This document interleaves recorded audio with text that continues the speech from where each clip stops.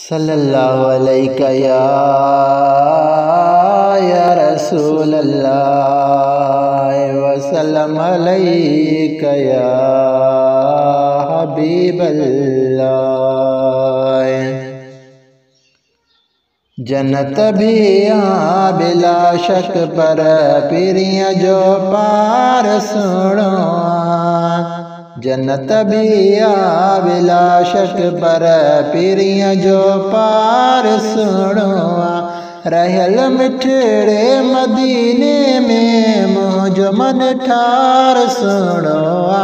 जन्नत भी यहाँ बिलाशक पर पिरियाँ जो पार सुनो।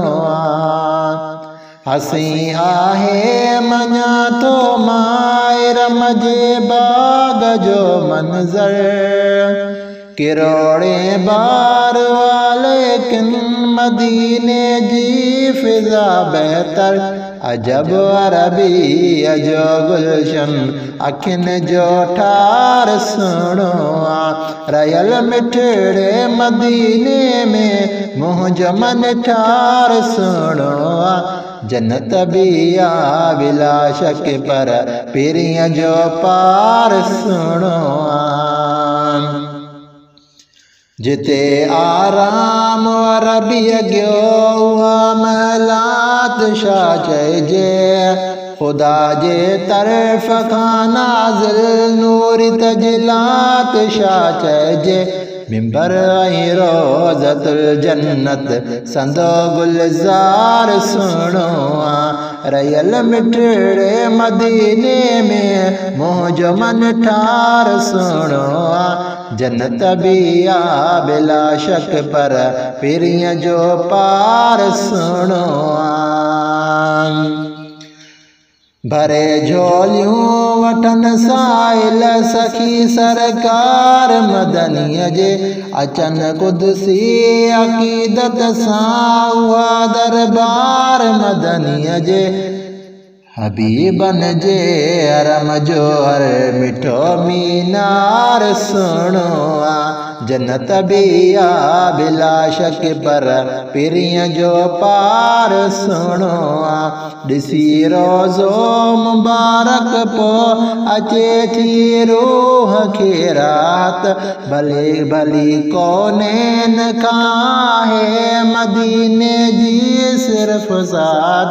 थियल मंज़ार कबरीअ जो अजब इक़रार सुनो। जन्नत भी यहाँ बिलाशक पर पिरियाँ जो पार सुनो।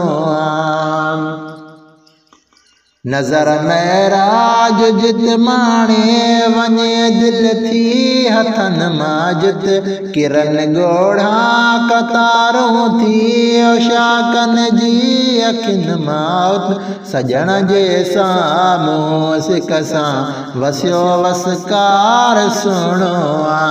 जन्नत भी यहाँ बिलाशक पर पिरियाँ जो पार सुनो। ॾिठो जन आतनी जे अजब नज़रुनि में मदीनो।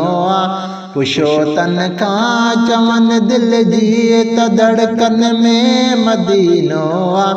मरण जे भी महल तन जे मरण जे भी महल तन जे अॻियां दीदार सुनो। रयल मिठड़े मदीने में मुझ मन ठार सुनो।